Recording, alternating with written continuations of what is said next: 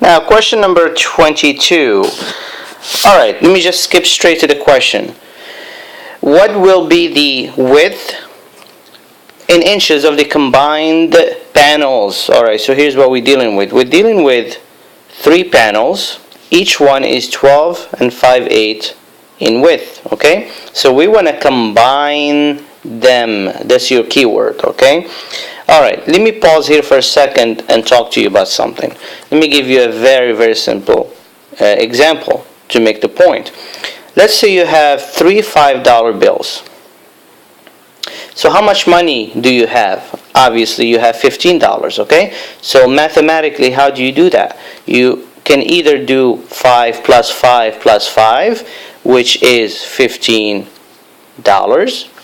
or you could do 5 times 3, since you have $3 bills, and the answer is still $15. Okay? Now, this last step obviously is the easiest one to do instead of adding all these numbers. Okay? So you just simply multiply by how many bills you have.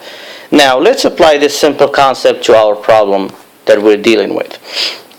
Okay, so we're dealing with 3 panels. Each one is 12 and 5/8 in width.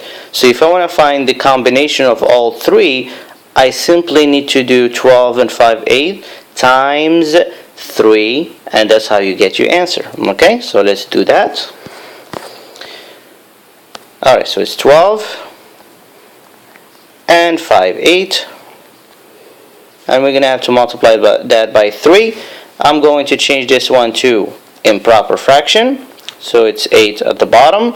8 times 12 is 96, add 5, it's 101. And you're going to time that by 3 over 1. You know what, we have to change it to over 1.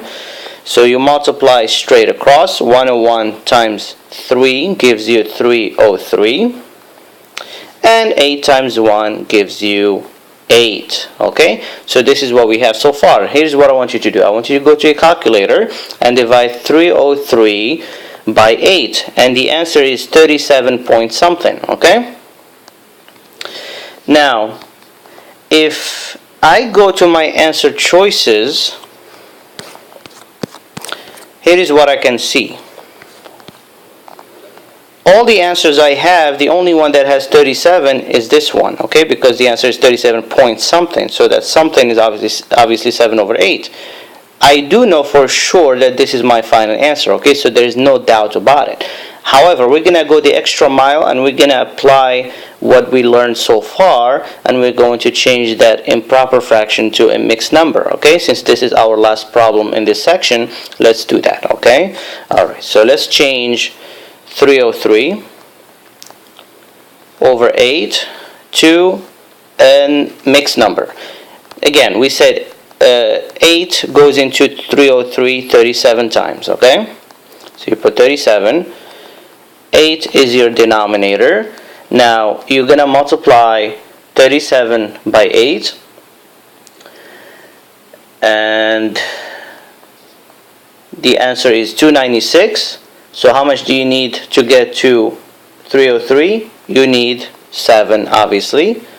So 37 and 7 over 8, and that's your final answer, okay? So again, your final answer is letter C, and that's 37, 7/8.